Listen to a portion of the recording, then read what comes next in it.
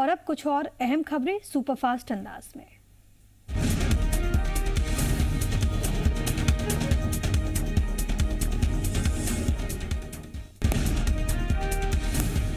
प्रधानमंत्री मोदी का पश्चिम बंगाल और ओडिशा दौरा आज। यास तूफान से प्रभावित इलाकों का करेंगे हवाई सर्वे। तूफान पर होने वाली पीएम की बैठक में शामिल होंगी ममता बनर्जी। नीति आयोग के सदस्य डॉक्टर वीके पॉल का बयान, कहा अगले कुछ हफ्तों में रोजाना 1 करोड़ वैक्सीन लगाने का प्लान, तेजी से हो रहा है काम।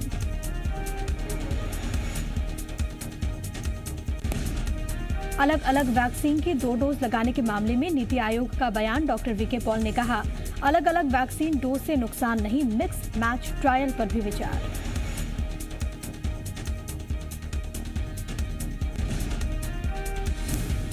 पीएम मोदी ने ट्वीट करते हुए विनायक सावरकर को किया नमन। मध्य प्रदेश के मुख्यमंत्री शिवराज ने भी दी श्रद्धांजलि। सीएम ने कहा वीर सावरकर का विरोचित मंत्र भावी पीढ़ियों को प्रेरित करता रहेगा। 12वीं की परीक्षा रद्द करने की मांग पर आज सुप्रीम कोर्ट में सुनवाई होगी। कोरोना के मामलों में बढ़ोतरी के मद्देनजर 12वीं के बोर्ड एग्जाम रद्द करने की मांग की गई है। याचिका में कहा गया कि कोरोना की वजह से 12वीं के बोर्ड एग्जाम सुरक्षित तरीके से करा पाना संभव नहीं। याचिका में सीबीएसई और आईसीएसई को पक्षकार बनाया गया है। याचिका में कहा गया कि कोरोना महामारी के कारण ऑनलाइन या ऑफलाइन परीक्षा करा पाना संभव नहीं। नतीजों में देरी की वजह से विदेशी यूनिवर्सिटीज में एडमिशन लेने वाले छात्रों को नुकसान होगा। कोरोना काल में एमपी की शिवराज सरकार आज ग्रामीण स्ट्रीट वेंडर्स को देगी राहत। सीएम शिवराज आज 6 लाख ग्रामीण पथ विक्रेताओं को 1,000 रुपए की सहायता राशि जारी करेंगे। एमपी में कोरोना कर्फ्यू के दौरान कई छोटे व्यापार प्रभावित हुए हैं। सूबे की शिवराज सरकार ऐसे ही लोगों को राहत देना चाहती है जिनकी आर्थिक स्थिति महामारी के दौर में बिगड़ी। सीएम शिवराज सिंह चौहान लगातार कोरोना के रोकथाम के लिए मैराथन बैठकें कर रहे हैं। सीएम शिवराज आज सीहोर और रायसेन जिले की आपदा प्रबंधन समिति की बैठक लेंगे। सीएम शिवराज सिंह चौहान स्वास्थ्य संस्थाओं की स्थापना, इंफ्रास्ट्रक्चर पर चर्चा करेंगे।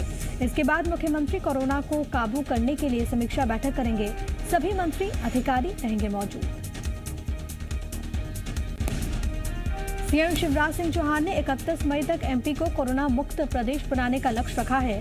प्रदेश की 22,813 ग्राम पंचायतों में से 20,565 ग्राम पंचायतें कोरोना मुक्त हो गई हैं। प्रदेश के 46 जिलों में पॉजिटिविटी रेट 5% से नीचे है। सीएम शिवराज ने कहा कि एमपी में तीसरी लहर को रोकने के लिए किल कोरोना अभियान का चौथा चरण चलाया जाएगा। इसमें testing, contract tracing, micro containment zone पर प्रशासन का जोर रहेगा। सीएम ने कहा कि एक मरीज की पहचान करके सभी को फ्री मेडिकल किट दी जाएगी। एमपी में संविदा स्वास्थ्य कर्मचारियों ने अपनी हड़ताल फिलहाल के लिए स्थगित कर दी है।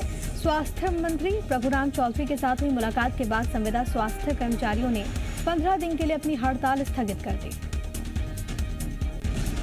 संविदा स्वास्थ्य कर्मचारियों को 2018 की संविदा नीति लागू करने का आश्वासन मिला। संविदा स्वास्थ्य कर्मचारियों का ये कहना है कि अगर 15 दिन में उनकी मांगे नहीं मानी गई तो वो दोबारा हड़ताल करेंगे। संविदा कर्मचारी बीती 24 तारीख से हड़ताल पर थे।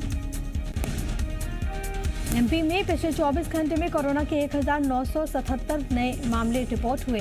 पॉजिटिविटी रेट घटकर अब महज 2.8% ही रह गया। छत्तीसगढ़ में 24 घंटे में 2,824 नए कोरोना पॉजिटिव मरीजों की हुई पहचान, जिसमें सबसे ज्यादा सरगुजा में 266, सूरजपुर में 208, जशपुर में 169, कोरिया में 190 मरीज मिले हैं। जबलपुर कृषि उपज मंडी में देर रात जमकर हंगामा हुआ। प्रशासन की व्यवस्थाओं के खिलाफ जमकर नारेबाजी हुई। कलेक्टर ने व्यापारियों के लिए रात 10 बजे से 2 बजे तक का वक्त तय किया है और इसके बाद मंडी पहुंचे किसान, थोक व्यापारी और फुटकर व्यापारियों ने जमकर हंगामा किया। जबलपुर कृषि उपज मंडी में भीड़ को देखते हुए पुलिस ने कुछ व्यापारियों को मंडी में जाने से रोक दिया। व्यापारी इस व्यवस्था के खिलाफ नारेबाजी करते हुए धरने पर बैठ गए। उनका कहना था कि रात के समय खरीदारी करेंगे तो सामान कब बेचेंगे। अधिकारियों की समझाइश के बाद मामला हुआ शांत। कोरबा में बिजली की बदहाल व्यवस्था के खिलाफ युवा कांग्रेसियों ने प्रदर्शन के बजाय गांधीगिरी का रास्ता चुना।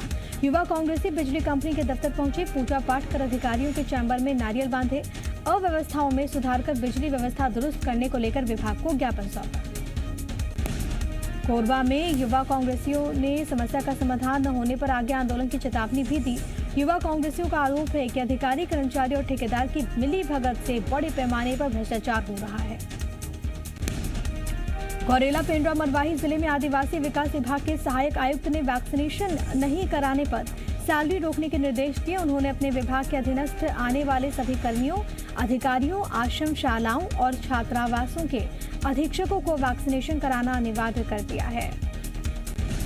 गौरेला पेंड्रा मरवाही जिले में वैक्सीनेशन कराने का प्रमाण पत्र भी कार्यालय में जमा करना होगा। जब तक वो सर्टिफिकेट कार्यालय में जमा नहीं करेंगे, उन्हें सैलरी प्राप्त करने की पात्रता नहीं होगी।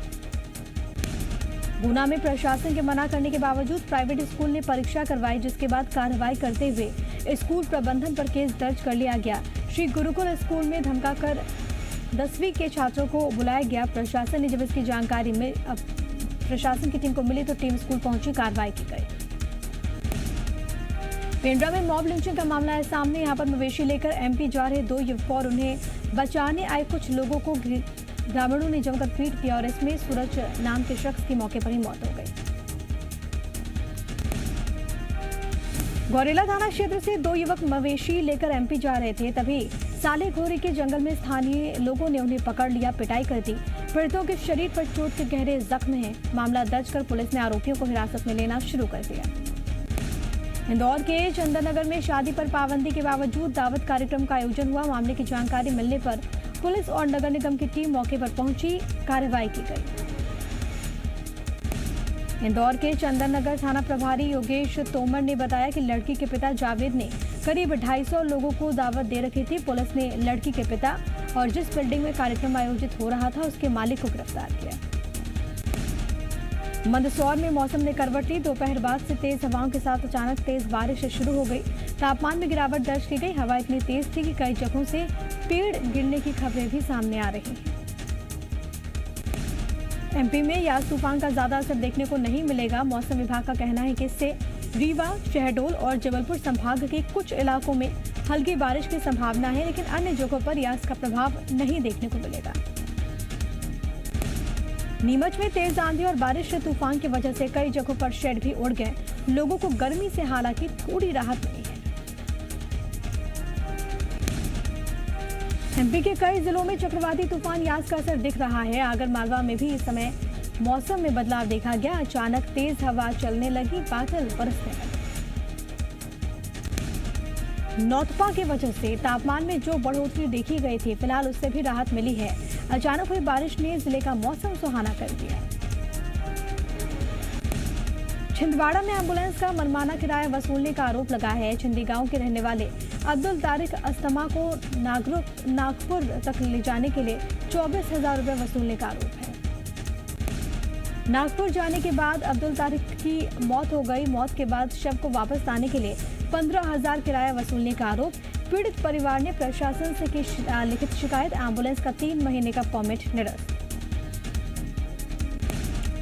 सतना के अमरपाटन रोड के बरखेड़ा स्थित Indo water bio waste disposal plant में पीपी किट को धोकर बाजार में बेचने के मामले में नया मोड़ आ गया। जिला प्रशासन और प्रदूषण नियंत्रण की जांच में यहां कई अनियमितताएं भी मिली हैं। बड़खेड़ा गांव के लोग भी कई बार प्लांट में चल रहे इस गोरख धंधे की शिकायत अधिकारियों से कर चुके हैं। ग्रामीणों ने प्लांट में पीपी किट को धोकर दोबारा बाजार में बेचे जाने का आरोप लगाया था।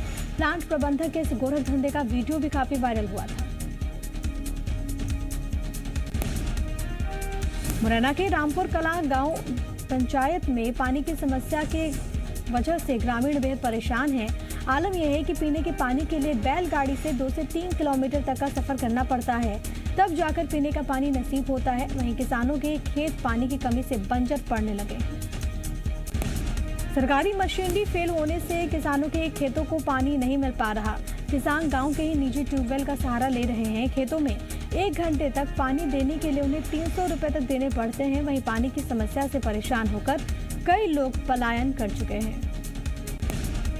कोंडा गांव में लॉकडाउन खुलते ही किसानों की भीड़ जुटना शुरू हो गई। खरीद केंद्र पर एक दिन में सिर्फ 30 टोकन देने से किसान नाराज दिखे और नारेबाजी करने लगे।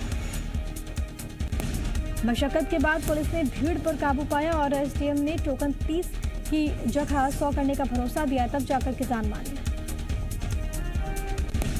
इंदौर में प्रतिबंध के बावजूद हो रही एक शादी समारोह पर पुलिस ने की कार्रवाई। कार्यक्रम शहर के ग्रीन पार्क कॉलोनी में हो रहा था।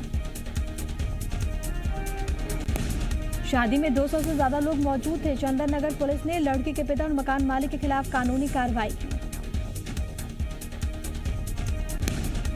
छतरपुर से लुगासी सवारी ले जा रहा ई रिक्शा अनियंत्रित होकर कुएं में गिरा। पुलिस ने क्रेन के जरिए रिक्शा को बाहर निकाला। हादसे में किसी को चोट नहीं आई। जबलपुर में एक आरक्षक पर जनता कर्फ्यू का पालन कराने के दौरान जानलेवा हमला हुआ। सब्जी का ठेला लगाने वाले हामिद उस्मानी ने आरक्षक अजय श्रीवास्तव की छाती पे चाकू घोंपा, जिसके बाद गंभीर हालत में आरक्षक को मेडिकल कॉलेज में एडमिट करा दिया गया। घटना के बाद से ही आरोपी हामिद उस्मानी फरार चल रहा है। जबलपुर मामले में पुलिस के अनुसार हामिद उस्मानी कुख्यात अपराधी है। लॉकडाउन की वजह से वो सब्जी का ठेला लगाने लगा था। बीच चौराहे पर सब्जी बेच रहा था, जबकि प्रशासन ने केवल गली मोहल्ले में जाकर सब्जी बेचने की इजाजत दी थी।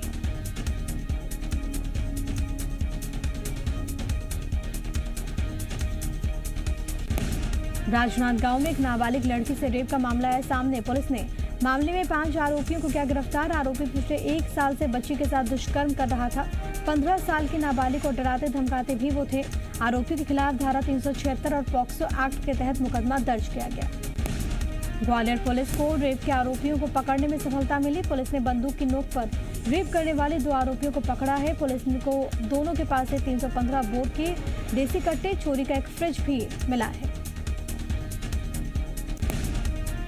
बैतूल के मुख्य वन संरक्षक मोहन मीणा की मुश्किलें बढ़ती जा रही हैं। रेंजर अमित साहू से रिश्वत मांगने के आरोप के बाद उन पर महिला वन कर्मियों ने शारीरिक और मानसिक शोषण की शिकायत की और इसके बाद पुलिस ने अब मामले की जांच शुरू कर दी।